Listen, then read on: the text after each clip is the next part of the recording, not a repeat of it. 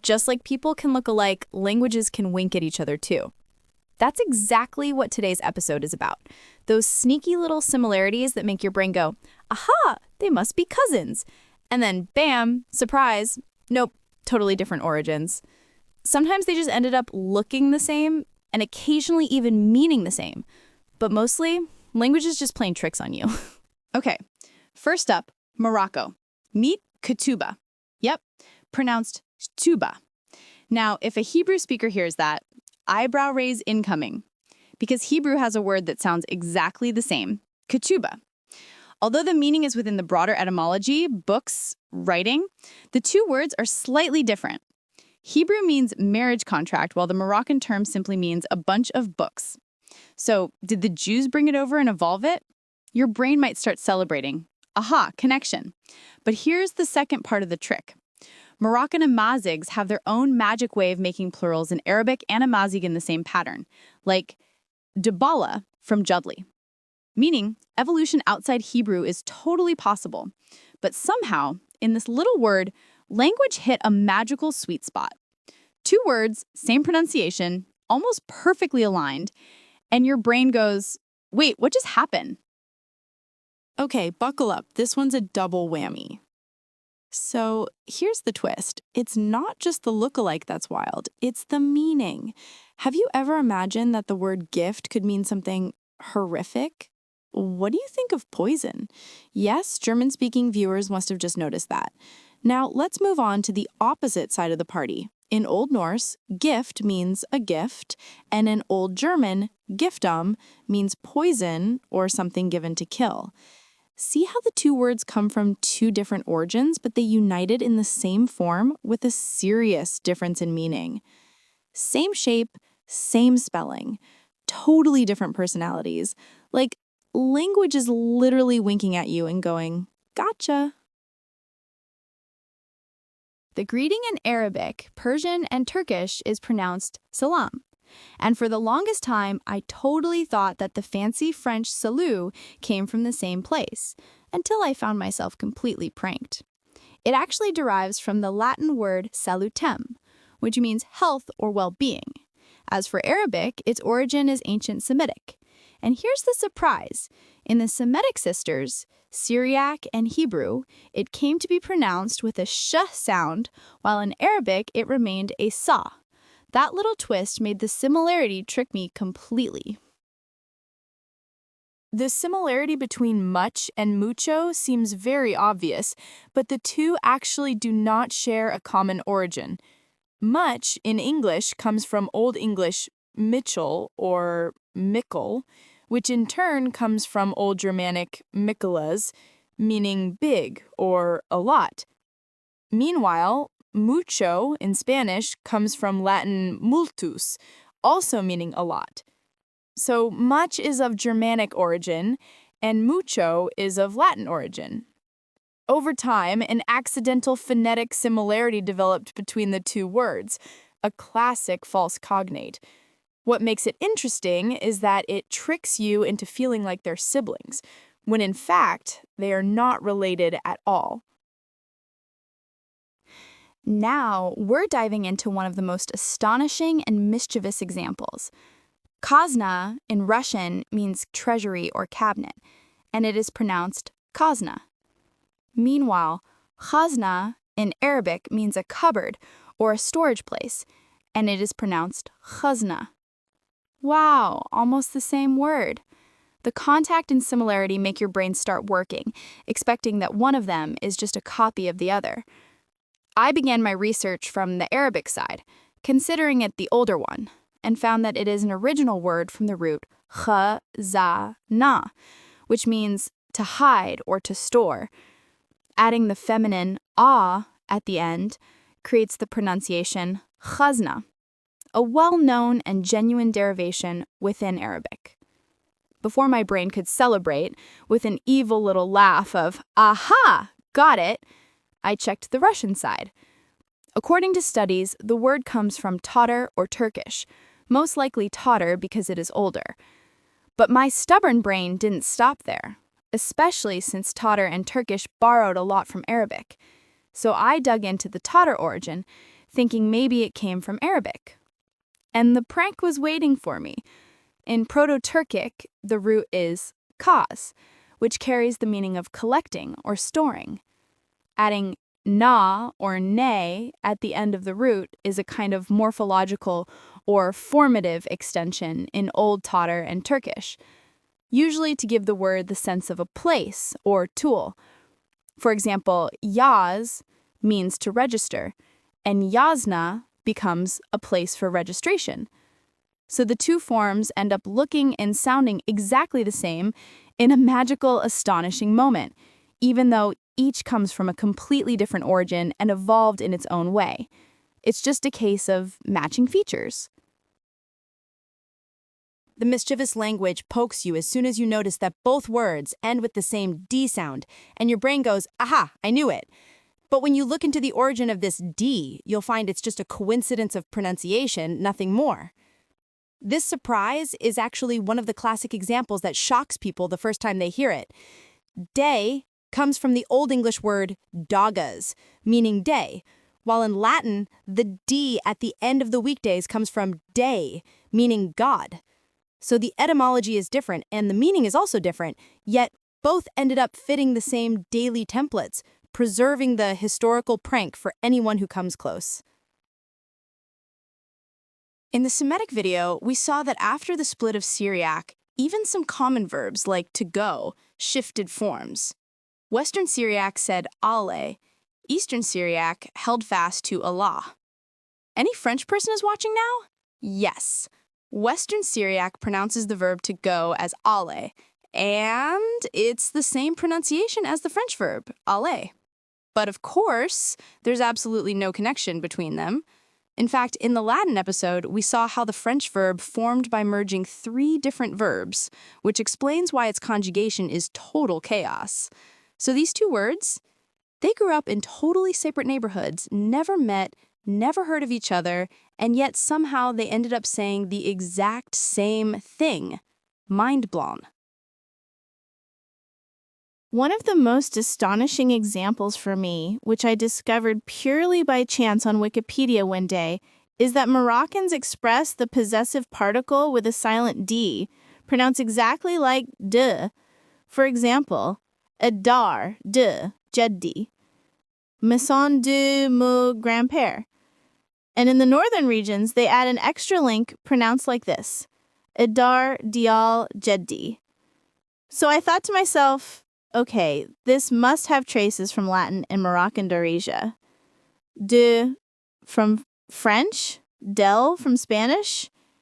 History made me dive even deeper into the prank because the northern regions were occupied by Spain and the central regions by France. Then I found a surprise I never imagined. Syriac also uses the same do for possession. What amazed me even more is that these forms align with Syriac even more than with Latin.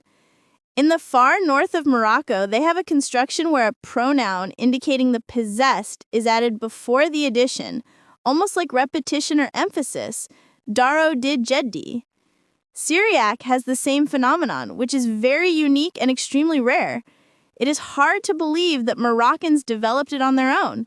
This strongly suggests that Syriac reached Morocco and influenced their dialect in a unique way. But here, my mischievous brain launched a counterattack and suspected that do and del could also come from Syriac either through interaction with Morocco or directly from the Levant. And then came the real surprise I never imagined. European D has nothing to do with Syriac D, despite their identical meaning and function. Its original meaning was from, as in from, out of, away from. Over time, as the Romance languages like French, Spanish, and Italian evolved from Latin, the word broadened its meanings and also came to indicate possession or belonging. La maison de mon grand-père equals the house of my grandfather.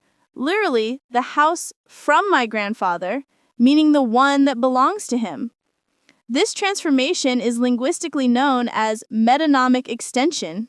In Syriac and related Semitic languages, de means who, that, belonging to, or of, and is used for possession or relation from the same Semitic root, zu, z, that, meaning owner or that which belongs to, and it is also close to the relative pronoun who, that. So its original meaning is purely Semitic, not Indo-European. Therefore, the similarity between European D and Syriac D is purely a phonetic and functional coincidence, not a linguistic relation. But after all that, I kept thinking about the Spanish word del, which completely flipped my mind as I pieced together all its fascinating details. Because from the first glance, it's clearly a fusion between D and the article pronounced with an L. And guess what? Both Semitic and Latin languages had this phenomenon where the de indicated possession and the definite article was pronounced with an L, but with a few details to consider. After its development, Syriac dropped the definite article, so Moroccan dial does not come from Syriac. Other Semitic languages, like Arabic and Hebrew, do have definite articles. In Hebrew, it's pronounced as ha, so it doesn't concern us. In Arabic, the definite article is pronounced as al, exactly like the Romance definite articles. Wow! Could they have come from Arabic via Al-Andalus, perhaps? That was the first part of the prank. And the second part of the prank comes immediately when we scrutinize the origins of the Latin definite articles. If you remember, we already knew that they were like accessories adorning the romantic princesses, the daughters of the mother Latin language, after Latin herself had settled on expressing definiteness with demonstratives, illa, illud. So the definite articles in Arabic and Latin come from completely different sources, yet they again ended up with the same pronunciation and function. And even when they merged in Spanish del and Moroccan northern dial, there was perfect alignment while containing a wealth of details all coming from entirely different linguistic backgrounds. This word is neither of Latin nor Greek origin, but rather a local Anglo-Saxon root in Old Germanic English, meaning to shake the head. Later, the expression nod off was derived from it around the 17th century, meaning to doze or drowse, literally tilt the head and then fall asleep. Arabic, like its Semitic sisters, traces all words back to triliteral roots, then special suffixes are added to convey specific meanings. The root nauda means to move, sway, or incline. They say yanudu rasuhu, meaning he tilts his head from sleepiness or laziness. The ya at the beginning is just a grammatical prefix and not part of the verb itself, just as ed in nodded. So the outcome is the two never knew each other, never agreed nor influenced one another, yet they both developed into the same pronunciation and the same precise meaning, which, sometimes, has no exact equivalent in other languages. Our language has just prepared for us a three-dimensional prank this time. Let's start with French, which layers herself with fancy makeup and etiquette to highlight its elegance. Basically, any French speaker knows the verb to be. But when they conjugate it, they say je suis, and the S appears even if it's sometimes not pronounced. This is because one of the origins of the French verb to be is the Latin verb esse, which in turn comes from the Proto-Indo-European root s, the same S as in English is. In French, we also have a tense called subjonctif présent, which looks like qu'il soit, meaning so that he is or let him be. One of its fixed uses is repetition between two possibilities, soit this, soit that, means either this or that, and it is pronounced soit. Now, let's take a step back, this time to Northern Europe. I was browsing the Lord's Prayer in Old English, and look what I found. It's the same pronunciation, and it means like or as. Before diving deeper, look at this word in Arabic. It also means like or same, and in some contexts, it carries a sense similar to the French construction we just saw, repeating between two possibilities. I think the phonetic and semantic similarity between soit, and sawa is truly astonishing because each word originally emerged to express something close to equivalence or as is. The combination of sound similarity and the simple meaning of sameness creates a magical linguistic moment.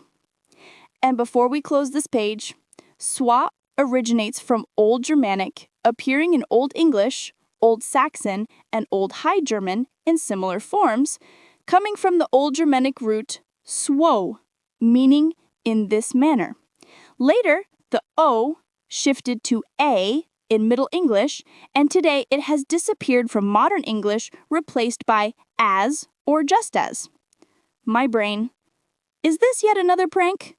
Could it be that svo is the same as so, with the middle part dropped? Remember in the Latin episode when we said that yes in Southern French was oc versus oil in the North, which later developed into oui in modern French? Ha! Did you notice that?